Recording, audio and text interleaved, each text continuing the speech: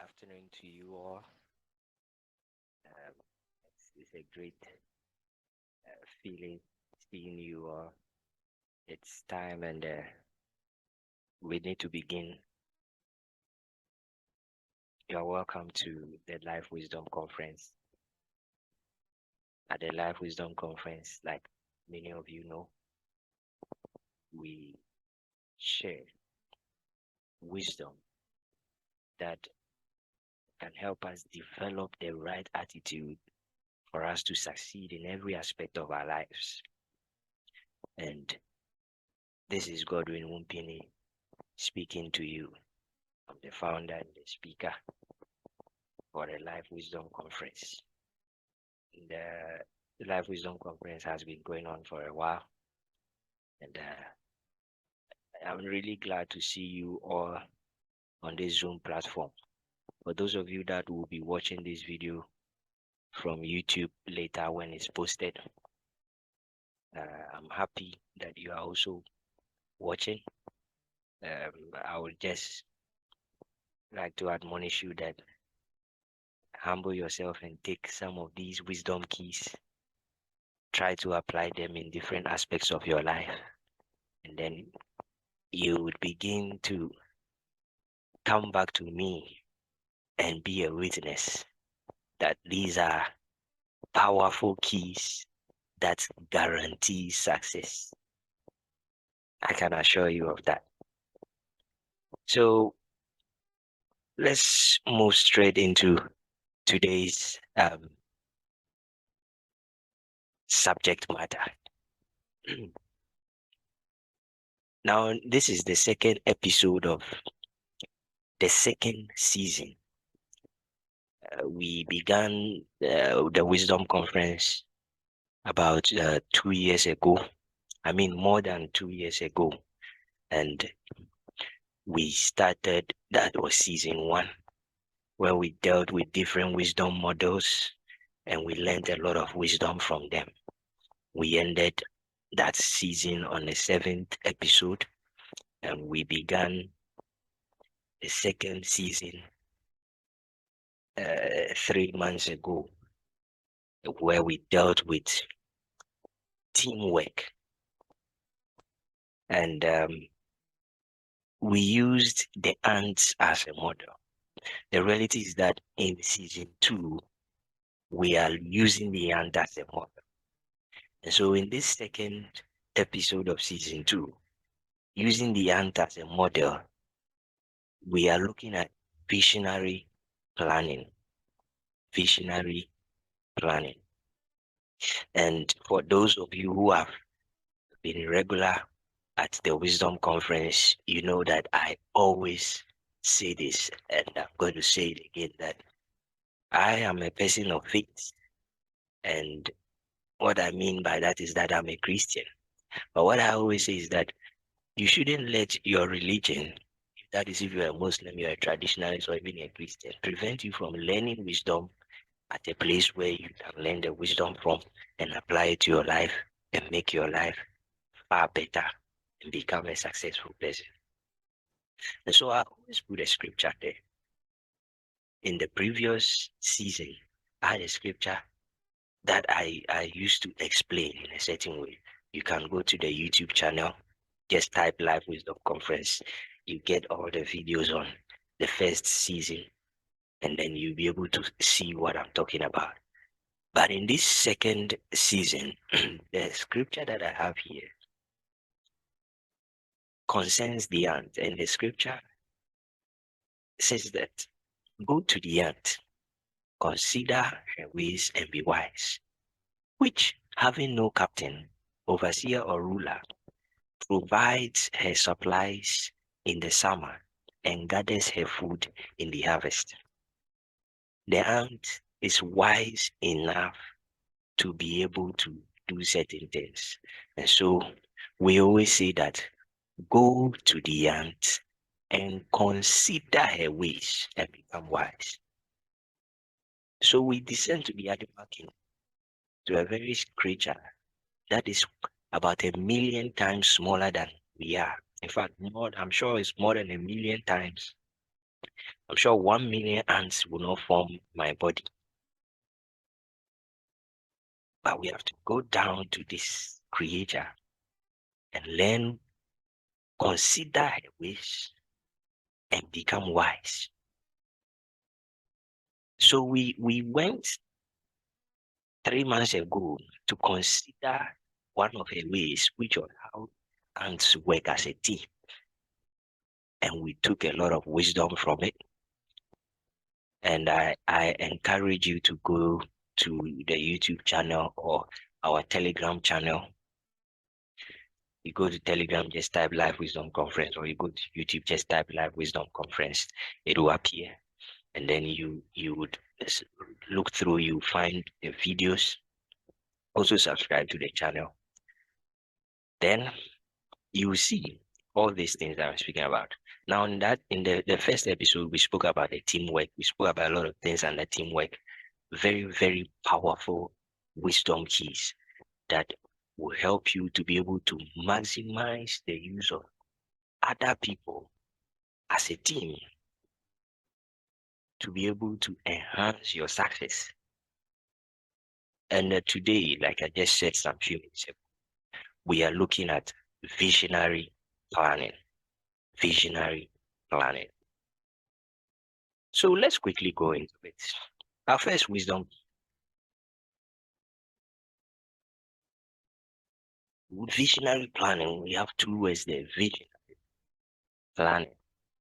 So we break it down. And the first lesson that we are going to take is the wisdom key of vision. The wisdom of vision. The wisdom of vision.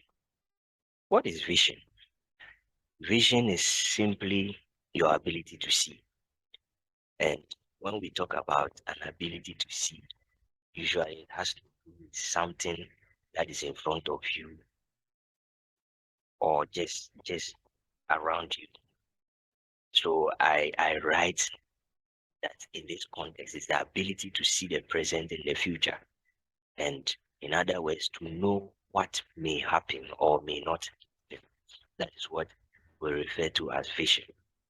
And so for you to be able to see that something may happen or may not happen is wisdom. And that is the main line here with respect to the wisdom of vision. With the wisdom of vision, we are saying that you need to be able to see that something may or may not happen. I hope we are getting that clear. And so the ants that we are looking at here, how can we say that the ant is displaying or using the wisdom of vision? And how are we learning from it? Because he said we should go to the ant, consider her ways, and be wise. So we are considering the ways of the ant, and we are saying that the ant has something we call, or I am calling, the wisdom of vision.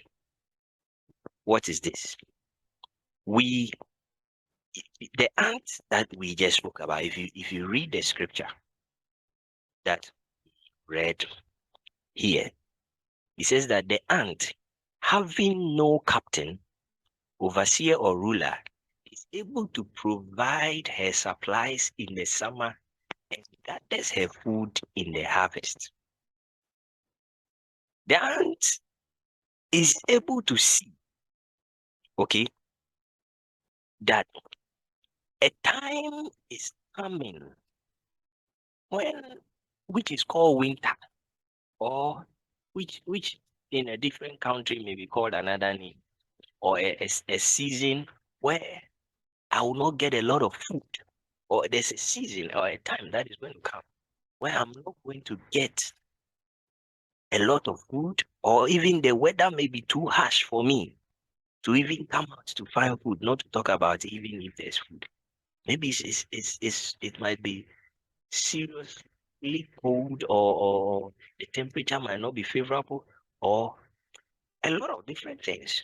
So the ant is able to see this long before that time. And the point that we are making here is that it is wisdom to be able to see that.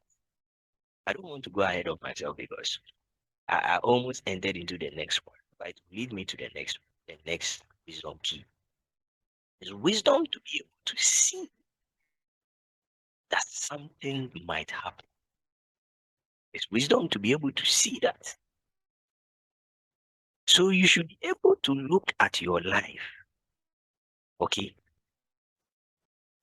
or your company, your country, whatever it is that concerns you, you should be able to look at something and know what will happen or might happen. I think if I use might happen, it's better. You should be able to look and know what might happen in a few days, years, months, or something to come. For example, you should be able to look at your job and see if you are safe or not.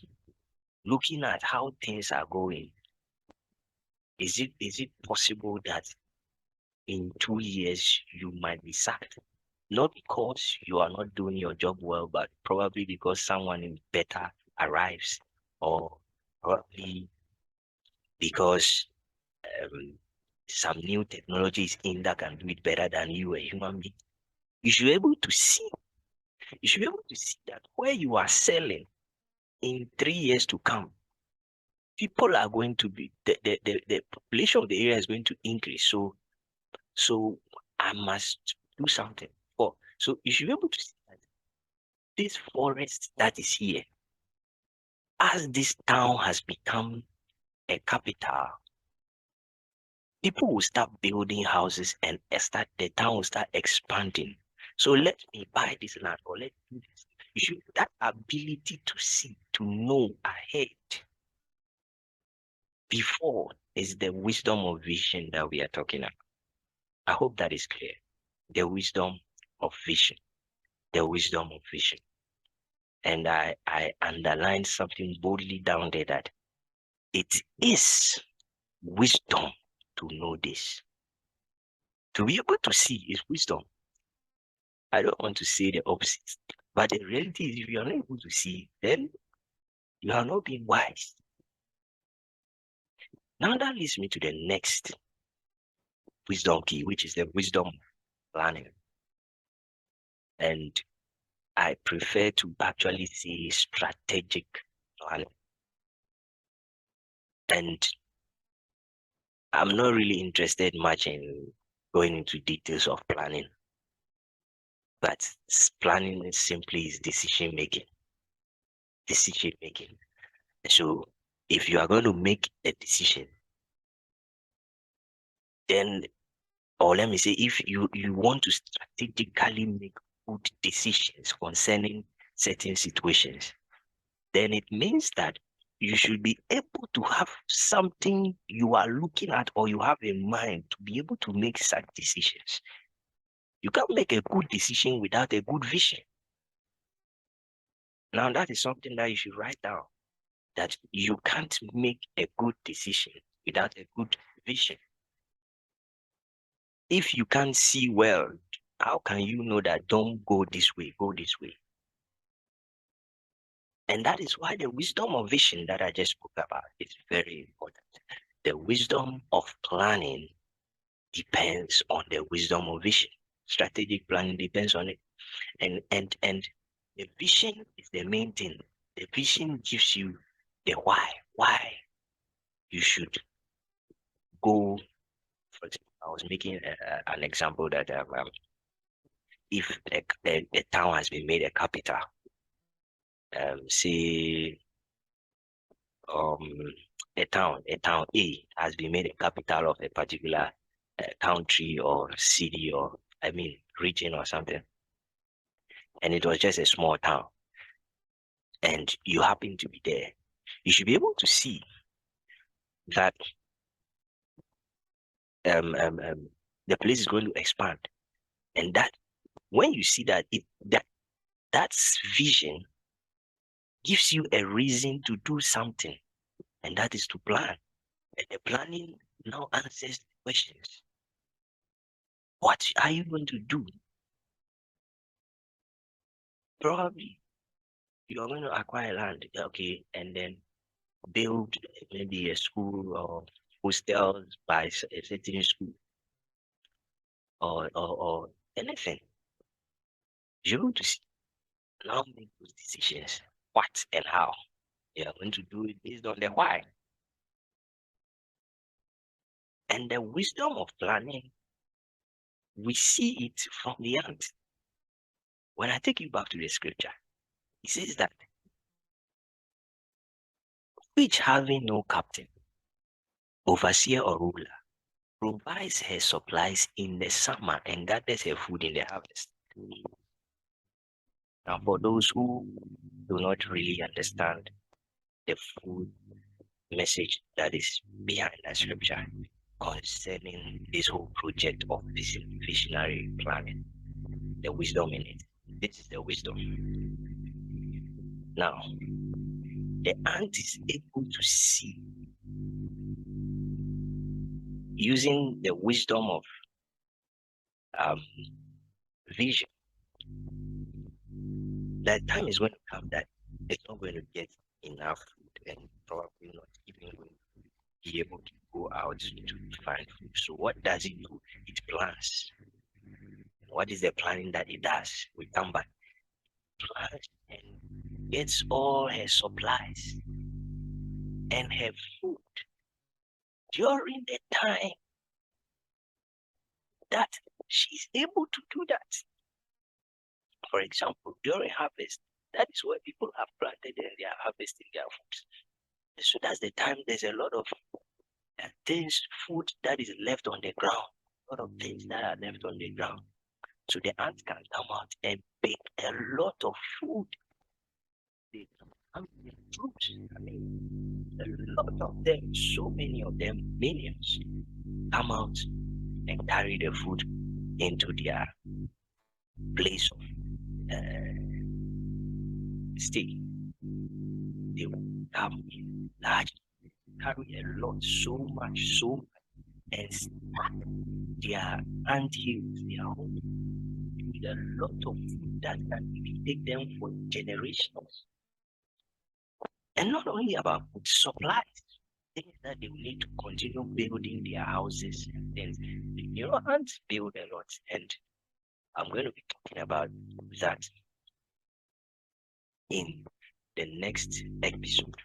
So you should watch out for it. It's a very serious, wild episode. And so they provide their supplies that they are going to be using around that the summer, the time that the season is conducive for them to come out and find whatever they need to find. And that is the wisdom of planning.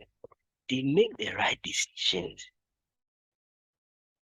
concerning whatever they need because they have been able to see ahead. That's the wisdom of planning, strategic planning. Now let me quickly move to the wisdom of proactivity. And proactivity is simply being able to take decisions ahead of something happening in order to make sure that things end in your favor. That is, if I'm to paraphrase it for you to get it in the sense that I mean it. And the ants teach us that wisdom of being proactive. Most of us are reactive, and some of us are not even active, in the sense that for some people are reactive. Those who are reactive, they wait for the thing to happen, then they run up and down, especially those of us Africa here. Africans are very reactive people. In fact, we are below reactive. We are not even active. Sometimes we wait for something to happen, then we now run to try to fix the things that should have been fixed long ago. And aside that, after when things happen, you still see that the measures that are supposed to put in place are still not even put in place. But that's not what we're talking about. Seeing ahead, planning, and after planning, put the measures in place and make sure that those results. And that's what wisdom. They plan and they see the way they are carrying a particular food. They carry it to the place, they store it, they go back again, form their formations, carry the things, move, communicate in different ways, and make sure that they get everything done the way it's supposed to be done. Now, I want to bring this in for you to really understand what I mean by this wisdom of proactivity. And that is going to lead me. I'll add some examples, and you would see, it will lead me to the examples, and you would see what I really mean. The examples will explain the wisdom of productivity to aid what these ants are showing us. Now, there's something that I call the element of surprise. And the element of surprise is what is always killing anything that can be a potentially successful business entity or even person. Element of surprise. Now, I'm going to make an analogy, and then I'm going to use it to explain how the element of surprise is very dangerous, and how that relates to the wisdom of productivity, how you can use it. Now, compare, like if just think about this. Imagine if you are in the front of your house and a car is past your house. Think of that. Now, to you, the car is moving fast, very fast, right? Good. Now, the earth is also moving. For those of you who know, the earth is also moving at a crazy speed. I'm not interested in that. But then, the speed of the car in comparison to that of the earth, if those at the International Space Station, okay, can see the car and the earth, between you and them, do you think which of you will say that the car is slow or fast? I'm sure to them the car will be slow. In fact, the car might even not be moving, but to you it's moving. Okay, what about someone who is outside of our galaxy? You know, the sun plus of the planets we know are in the Milky Way galaxy. And this galaxy is also moving at a particular speed. Now, say you are outside the galaxy and you are looking at the galaxy, and you are looking at the earth, and you are looking at the car that is passing in front of your house. How will you see these three different movements, and will you think that the car is moving? I think to that person, the car will have been static for 1 billion years. It is at the same place it is. That's how that person will see it. And now that relative difference in motion, I mean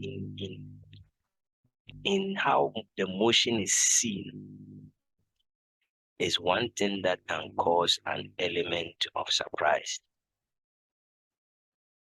And I'm going to explain this very shortly using one of the examples. And I want you to understand that there needs to always be that sense of urgency for you to work in the wisdom of proactivity. I'll go to the examples and I'll come back and let you understand what this wisdom of proactivity really means. Now, the first example that I give is that of blockbuster. Blockbuster. Sure, when we were children, for those of you who would show you when you were young, for some of us when we were children, cry, blockbuster movies, like DVDs, those kind of things. I was a big fan of them, so I know about this story. And so around 2008, the CEO of this blockbuster was interviewed, and they asked him about the threat that was presented by Netflix that you can see. And Netflix was an online media. We already, those of us in today's world, know how Netflix is, and we understand that Netflix is not in a DVD or something. You can watch Netflix on your phone, and your laptop, your TV, those things. But Blockbuster was producing DVDs, and those are DVD decks, and those things, where we have a selection, a series of things that you can go to. So he was confronted about the threat that online media presents. And according to him, this is what he said. He said that DVDs are like a melting glacier. He said that when melting glacier, it is true that it is melting, but it's a slow melt. And in less than 2 years, Blockbuster went bankrupt. And his predecessor said that they didn't believe that that technology would threaten the company as fast as people who were criticizing them thought. Good. Now you begin to see the reason why I was showing you the relation that we were getting from this place, the wisdom of proactivity. These people saw that they saw, but they saw in a different way. Like what I'm telling you, one person was seeing the thing like the car moving fast, but another person somewhere having a different view was able to see that the car is moving slow. In fact, and another person somewhere was even seeing that the car was not moving at all.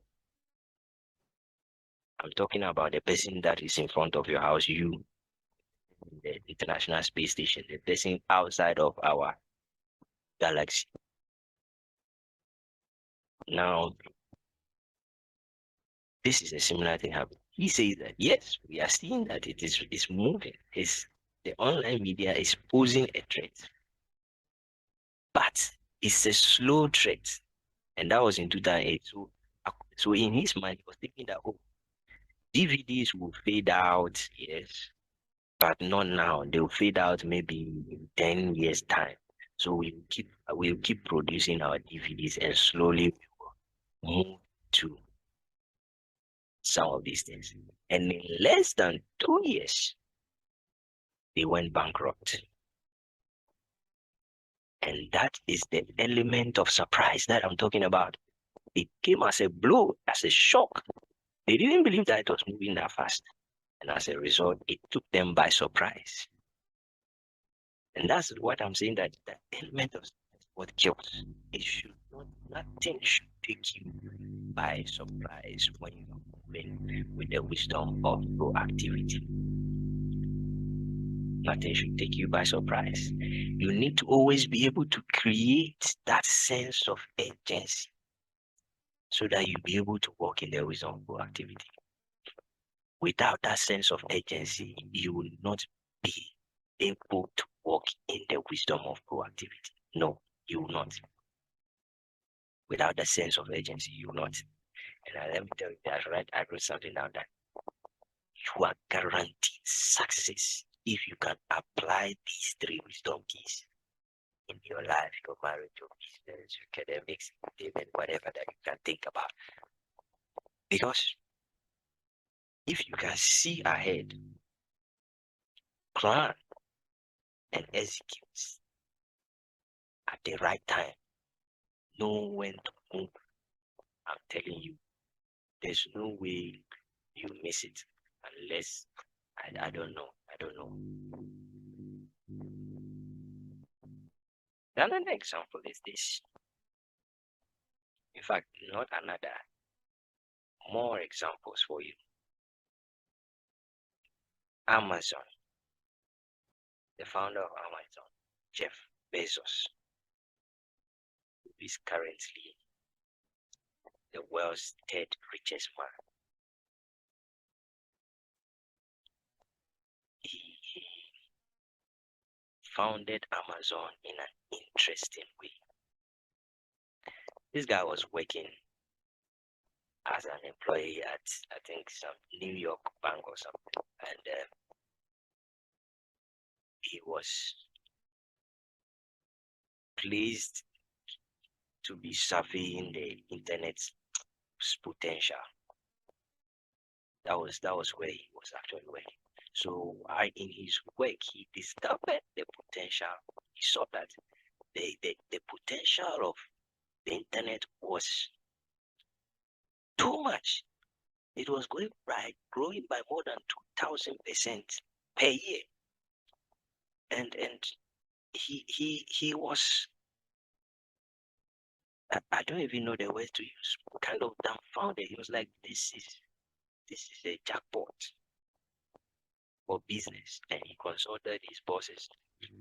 They didn't take up the idea. And so he resigned. He resigned from the place, or let me say he quit the job.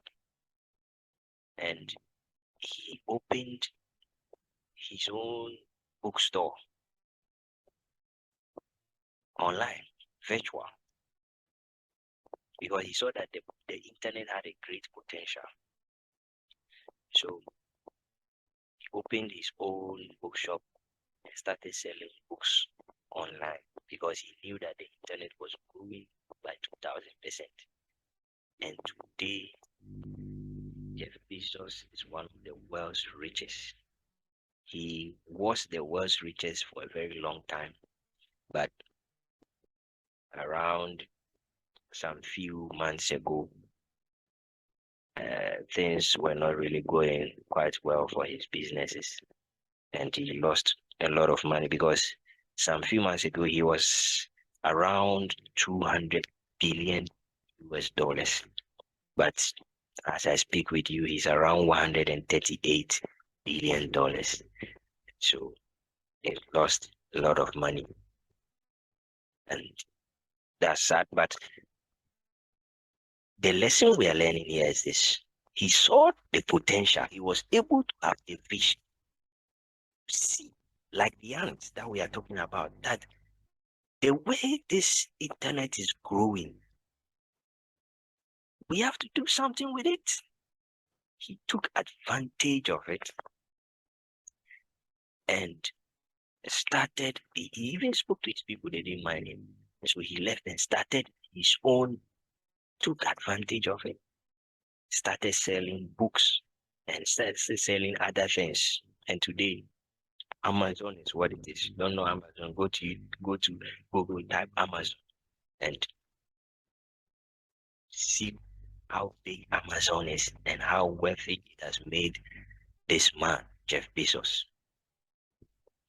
It was because of his ability to see, the wisdom to see, to plan, and to be proactive. Because it's that proactivity, that sense of agency. His bosses didn't have it. That's why when he told them, they said no. But it was inside of him. So the agency forced him that no, you can't be seeing this happening, and you can't be seeing that this is going to happen, and you sit down and not do anything about it. So you have to move. And today, paid off.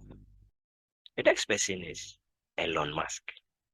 He's the founder of SpaceX, but he's not the founder of Tesla, though. I think he's more of a co-founder and the CEO as at some time ago. I'm not sure if he's still the CEO, but this guy saw the potential of um, electric cars, electric vehicles, and he decided to invest in them.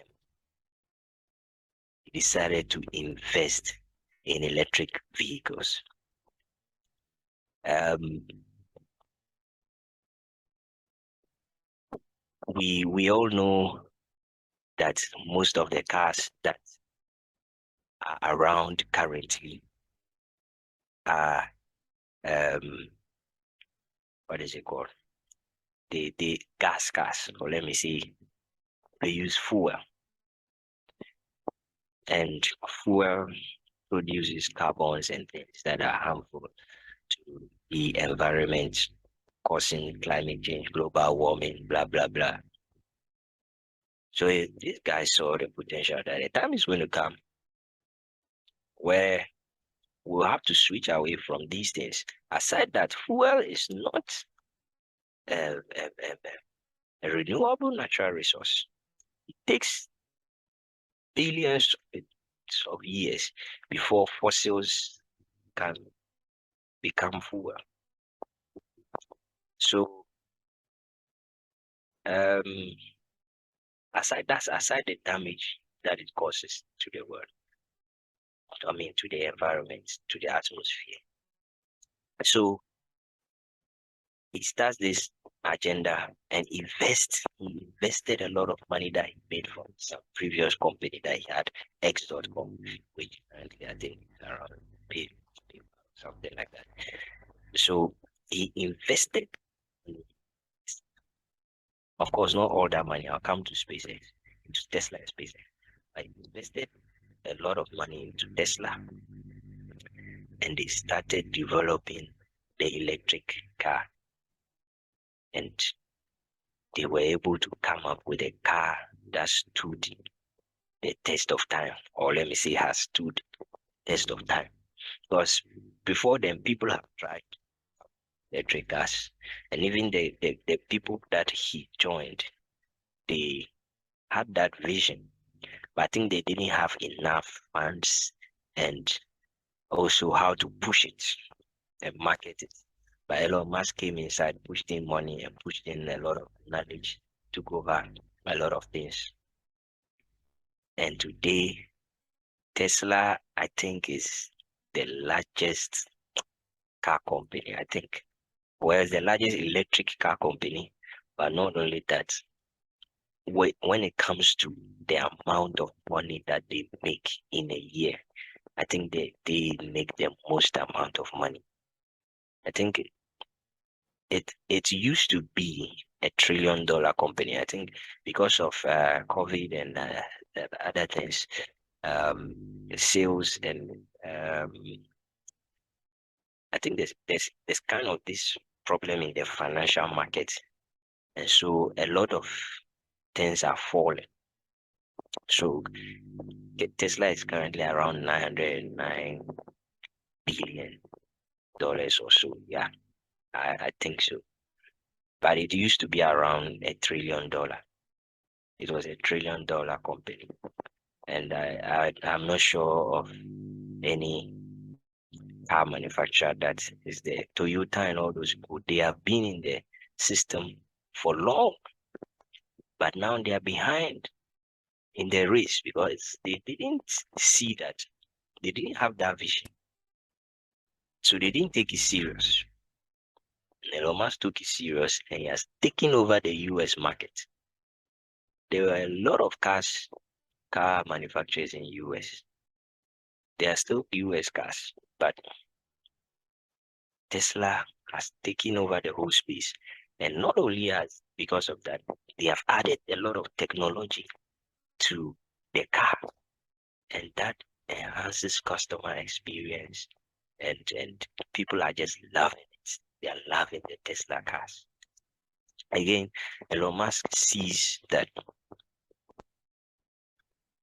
there's a lot of potential in space travel in some years to come.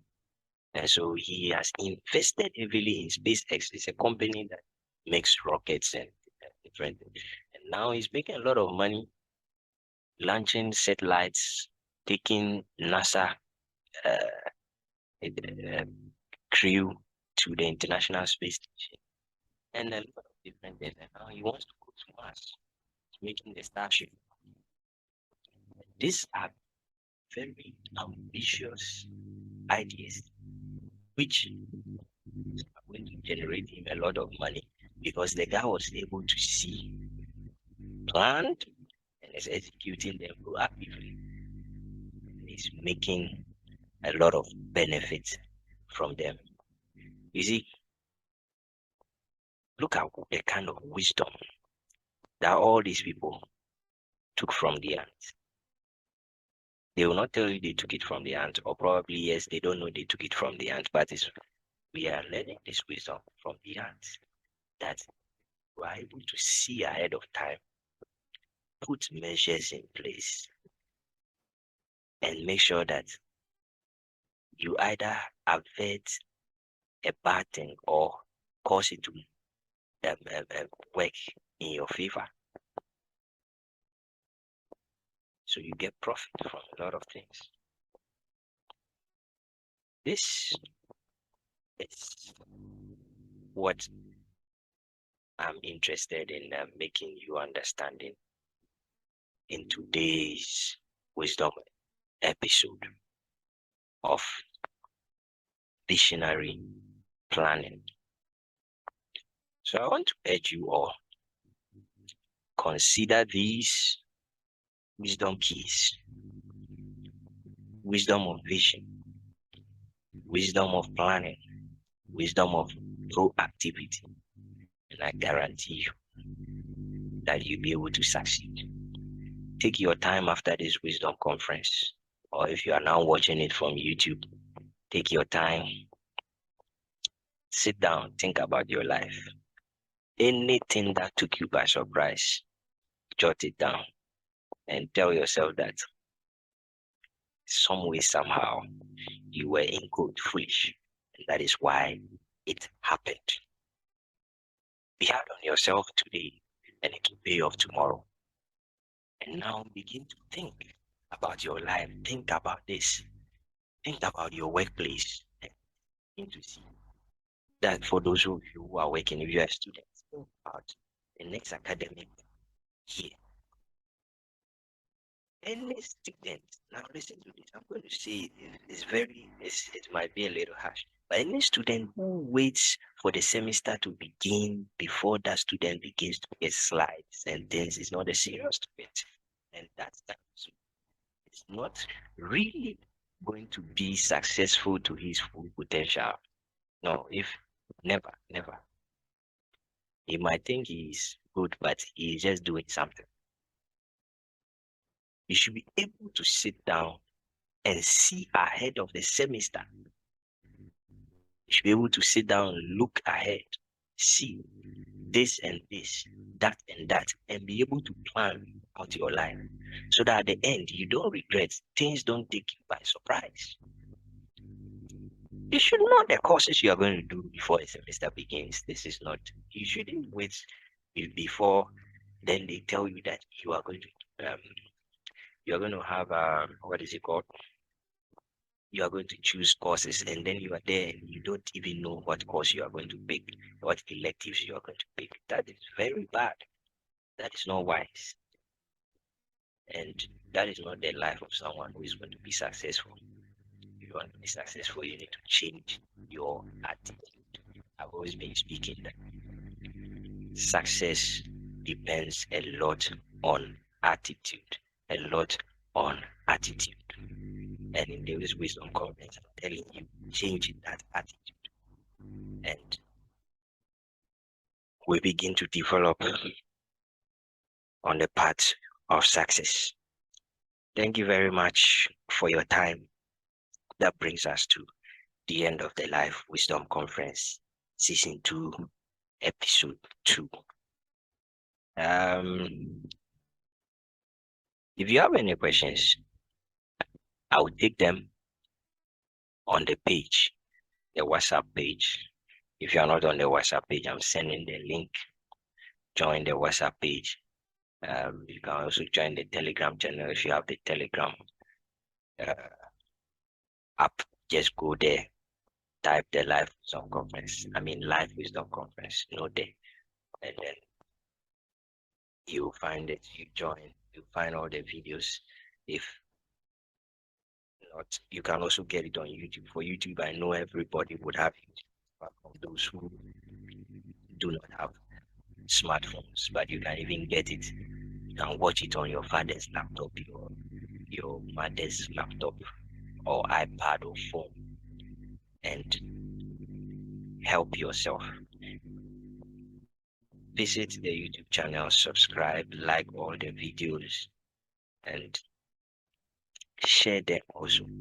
These are powerful wisdom keys, and I have people always telling me that why don't you do a lot of publicity? Why don't you do a lot of publicity? If you are listening to me and then you want to help me out with publicity, then I've not been into a lot of publicity, so I really don't know how to do publicity. That is the reality.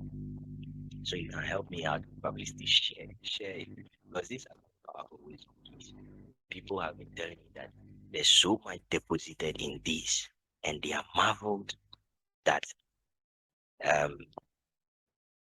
I'm just releasing it to small groups, and I tell them that it's not that I'm just releasing it to small groups.